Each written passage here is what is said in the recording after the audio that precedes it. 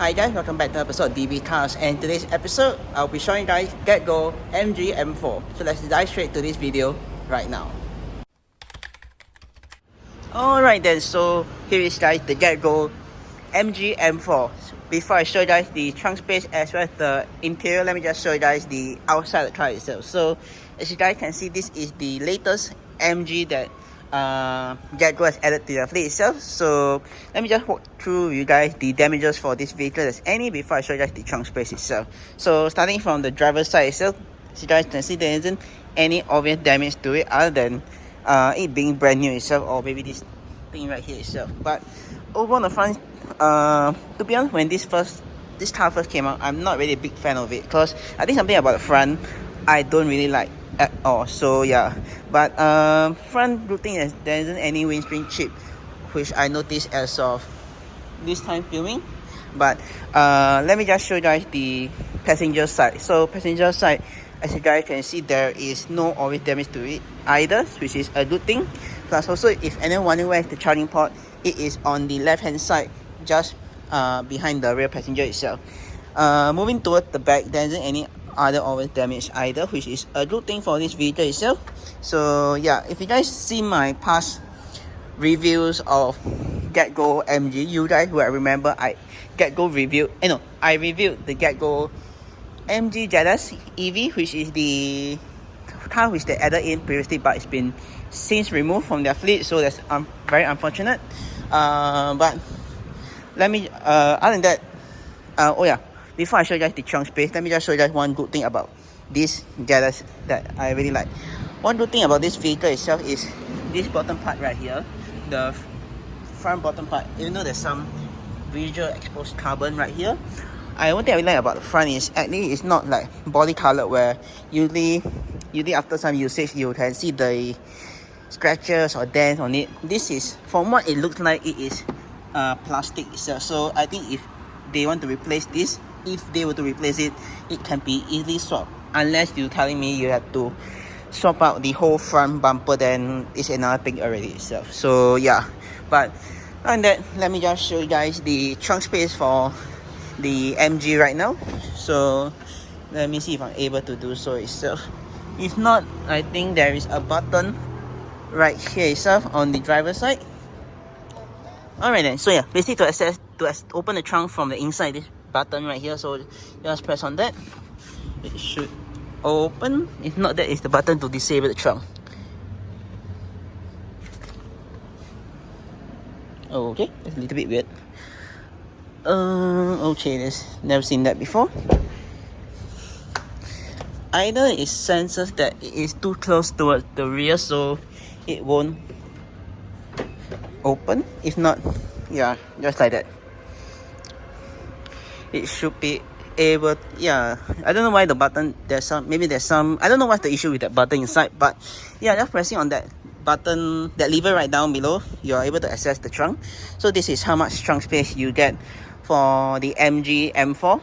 No, I'll probably put on screen right now how much liters of trunk space you do get for this car itself, which is not a bad thing. I see better trunk space on other cars, but you do get some storage space right down below here, and small spacing right here on either side, as well as this trunk space thingy which cover up it so that people won't be able to see from the inside. But if you want to remove it, technically you're able to do so via removing this clip on either side itself. But if you want even more space, you could actually do so via this thing, which is by lowering the seat down and doing on the other side, and you have even more space, as you guys can see itself. So yeah, once done, you can just lift the seat back up, right? Okay, that's no problem. Need to ensure this is fully all the way to the front, lock that back down and close the trunk, and you head back to your original configuration as it is itself. So yeah, and to close the trunk space, it can either, if let's say, technically there's two ways to close the trunk. One is via this button which you can press, or another way, if let's say the hydraulic strap or something that doesn't want to close, you can actually close it manually just by putting on this lever itself, but I'm going to do the button way, so I just press on this and get out the way. You know, just close slowly itself. So yeah, and that's a soft close feature itself. So once closed, that is basically it for this car wise.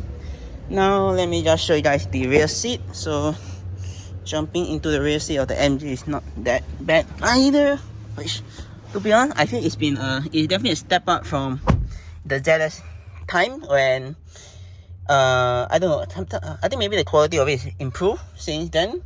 But in the rear, this is how it looks like itself. One thing I have to say is something about the pillar right down. Something about the pillar right here itself make it very claustrophobic itself. Plus, when you're driving this car, you still, this part of the seat, I would say, cover up your somewhat. I won't say it's a big blind spot issue, but you definitely have to, like, sometimes have to double check again whether the lane is clear before you change lane itself. So yeah, but in the rear, this is what you see. So you got some nice storage pocket right here to put your phone if you want to, and there's even more space right down below here. And the same goes for the other side as well itself, which is a very, very good thing for this car. Staying in the center of the front part of the car itself, you got a USB type A port right there if you want to charge your phone, and there's more storage space right down below it as well itself. So yeah, moving on along, you got some storage pocket right here if you want to put your stuff. There's also a window switcher to roll down the windows, and your door handle to get out, and your grab hold handle to grab hold onto itself. So yeah, and same for the other side as well as the front right there, as you guys can see. But unfortunately, I don't think you're able to fold this seat down, because this also could carry, you could actually carry someone in the, you could actually have someone sit in the center if you want to itself. So yeah, but sitting at the moment, this is not being adjusted to my position, but if this were to probably slide for a little bit more, I'll have more space itself. But I would say probably about a fist, quarter of legroom space wise for my legs. Headroom space wise also not that bad either. Headroom, currently I got about 1 and 2 fingers, 2 to 3 fingers of headroom space, which is not that bad for a car itself. So yeah, moving along. So let me just show you guys the center seat itself. So sitting in the center itself, this is how it looks like. Good thing about EV is there's no transmission, so you almost have a full flat floor itself, which is a good thing. So sitting in the center, how it looks like, well, you can mostly there's no rear AC vents in this car itself, so that's a downside.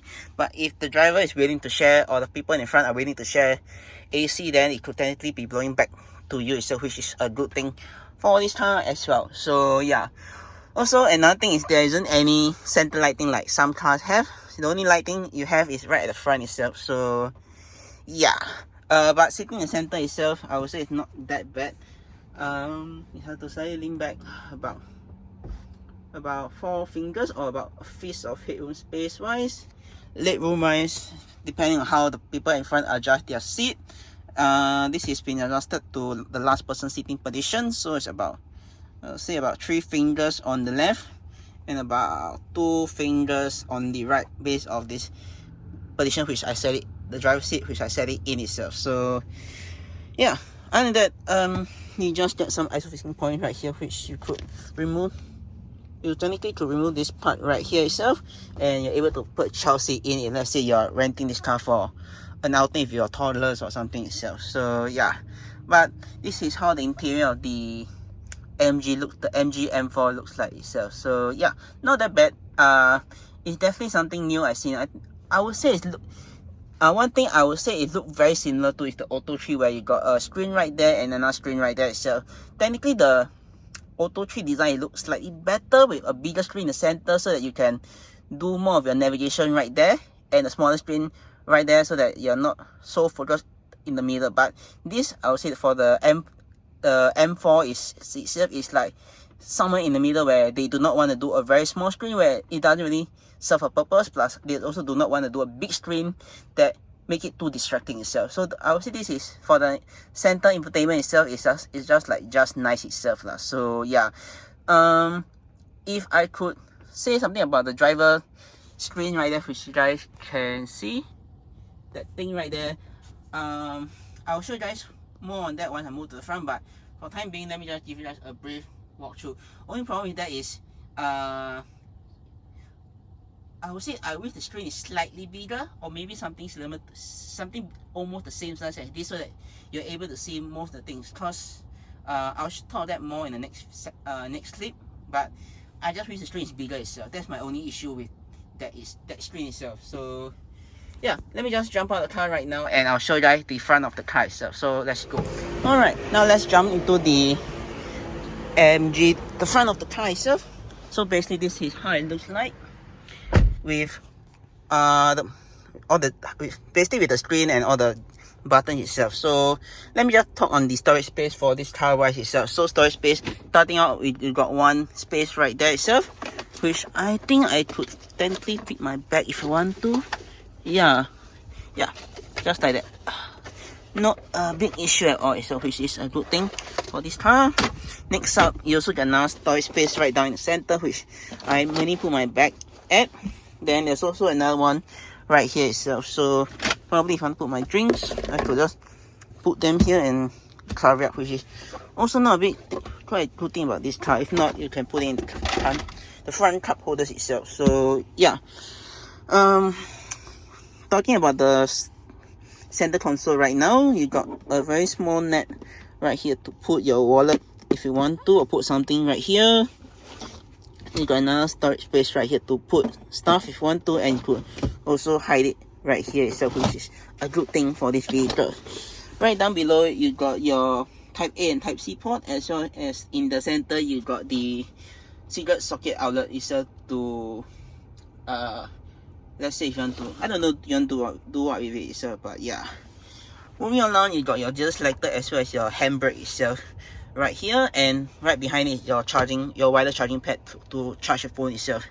One thing I have okay, before I tell you share with you guys this fun news about this car.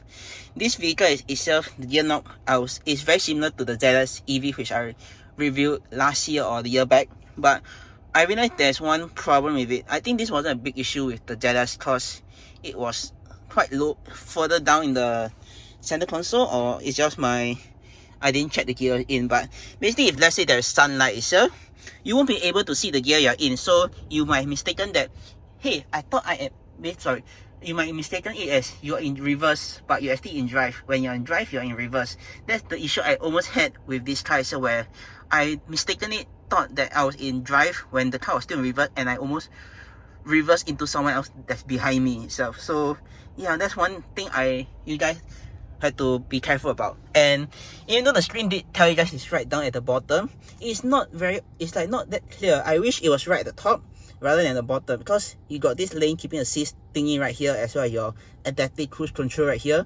This big ass thing is like moved.